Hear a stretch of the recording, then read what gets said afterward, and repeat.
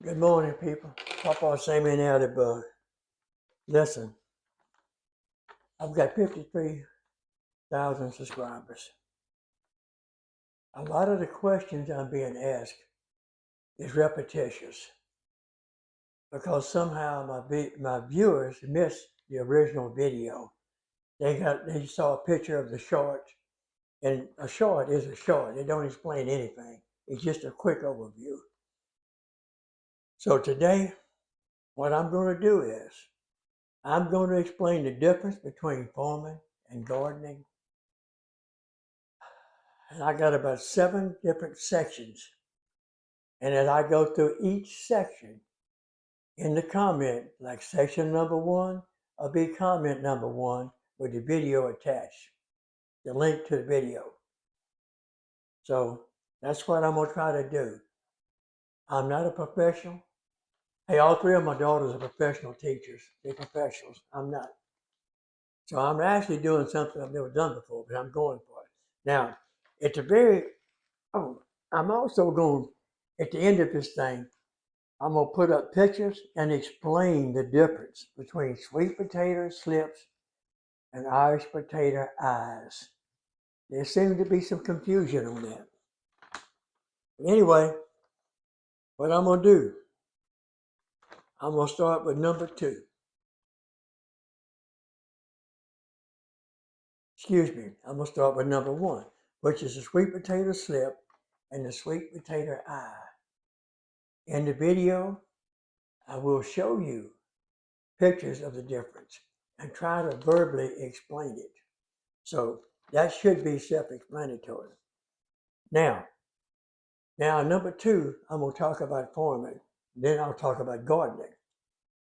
Both farms and gardens have plants, flowers, food, whatever, trees, it don't matter.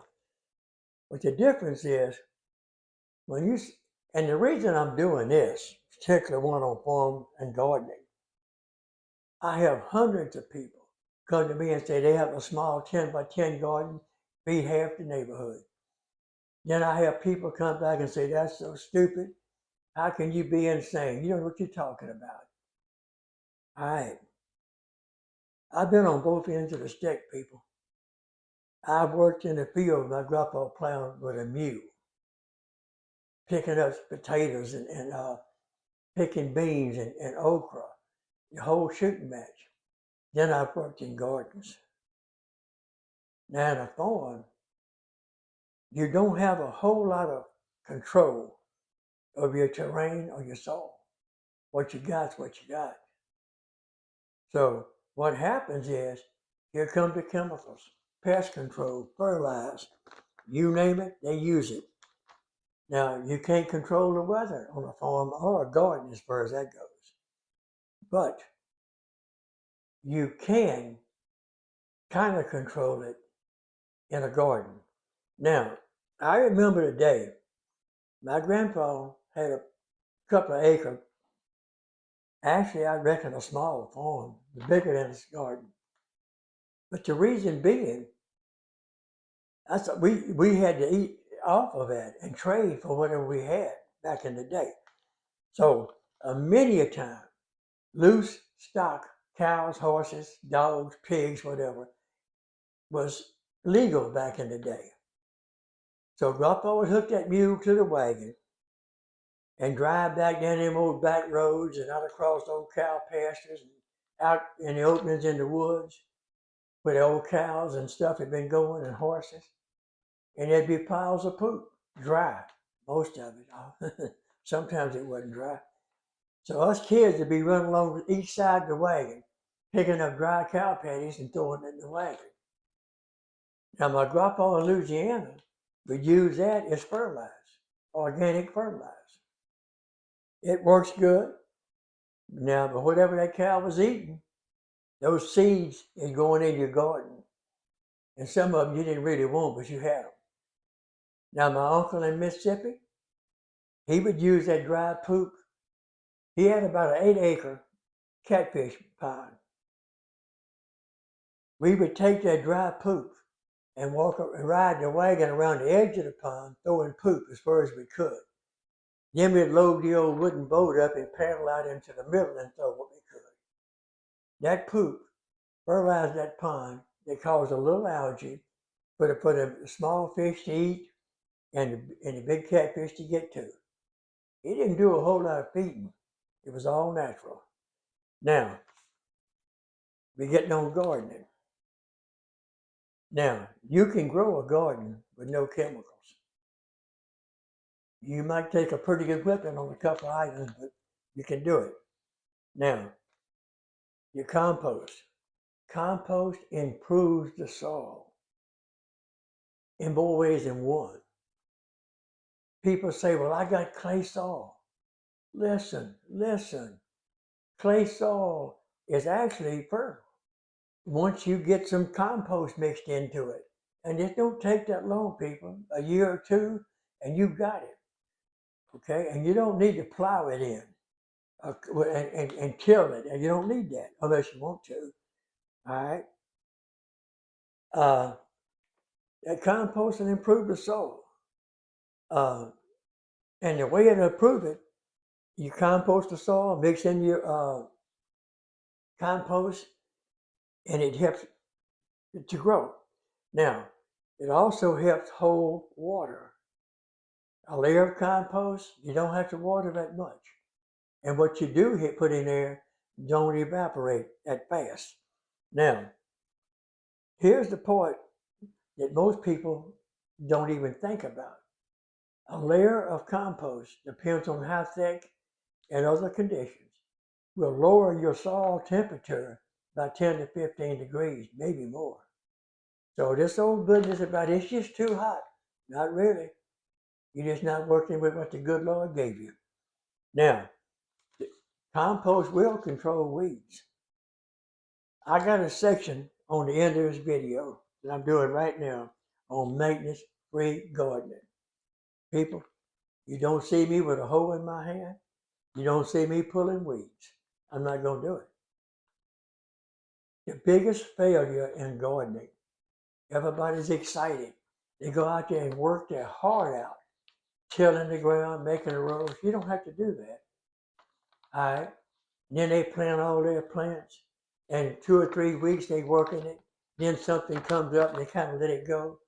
Next thing you know, they got a garden full of weeds. They get disgusted and quit.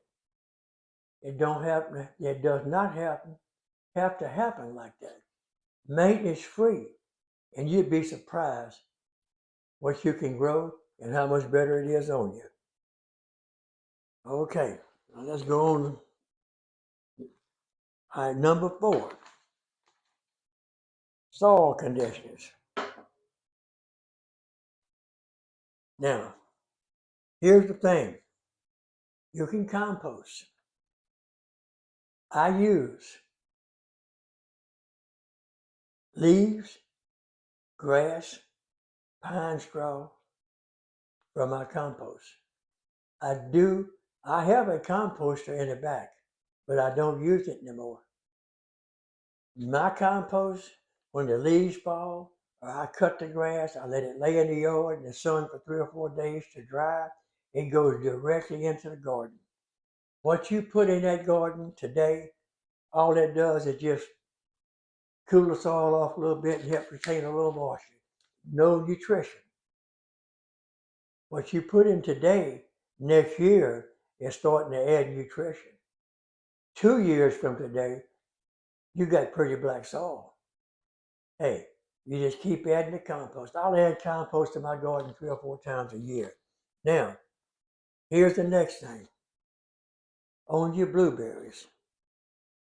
I've had so many people say, oh, I use pine straw on blueberries. They lack acidity. You're wasting your time. Pine straw is good compost. As it decays, composting, it does go back to pH negative, not acidity. Okay. And plus, by using a thick layer of compost, you don't have weeds and grass in your garden. That pertains to the one coming up about the maintenance-free gardening. It's simple. Now, pest control, There's so many ways, people. Fungus, throw a little baking soda on it. Not baking powder, baking soda. That neutralizes some of the pH in that plant. Makes fungus harder to hook to the plant. It's not a surefire kill. You can't. It's not like throwing a chemical and then burning it off. This is a slow, steady cure. Mix a little, and here's another one. I buy vinegar by the gallons. I'm literally mean by the gallons. All right, and I got a very small raised bed now. Vinegar can be used on your blueberries. A couple of 2 or 3 tablespoons to a gallon of water. Pour it around each berry bush. It puts acidity in the soil. Your blueberries love it. Now I have deep watering pipes in my garden around my blueberries. I will take a half a cup of straight vinegar and pour it in each one of those waterers and then fill the pipe up with water and let it dilute itself as it soaks into the ground. Now, I've had a guy come back the other day, you have no idea what you're talking about. Vinegar kills weeds and grass. Yes, it does. But if you read the directions, the vinegar you use in the kitchen, you just don't have the strength. The vinegar they use to kill the grass, go down to the hardware and buy it. And it's way up in acidity, way above what you'd be able to use in the kitchen. So that takes care of that. And here again, like I said, your compost, oh man, look, it controls the heat because it don't get as hot here as it does in the desert or way down the tip of Florida in South Louisiana. But it does get hot. It gets over 100 degrees sometimes. And I mean hot. All right. But you put that compost in there, like I said, it lowers that heat sometimes 12, 15 degrees. And if it's moist, it's evaporating. It's pulling the heat out of the ground. It can get down 20 degrees difference. So 100-degree heat is an 80-degree garden. It just, you have to work with what the good Lord give you, people. Now, I've got on my pest control, I have a video on my garden medical chest is what I call the name of the video. I go through there and explain the different chemicals I use. You won't believe it. I use cinnamon. I use vinegar. I use borax. Borax, if you buy the roach spray at the grocery stores and all, most of it is borax. Borax is deadly on roaches, ants, you name it. But it don't harm your pets, or it don't harm you unless I reckon you eat 10 pounds, it would kill you. But it doesn't bother people and pets. It's rough on insects though. Nicotine, caffeine, and borax are your main insect killers. Go down and buy a can of snuff. Pre-mix it. Real weak. And that's something else. Most people get it in their mind. If a little bit's good, a whole lot goes a long ways. It goes a long ways, people. But you're going to kill your plants. Look, I'll make a real weak mixture. If I see anything that looks like it might be happening, fungus, what they call them, the little bugs and leaf miners and all that.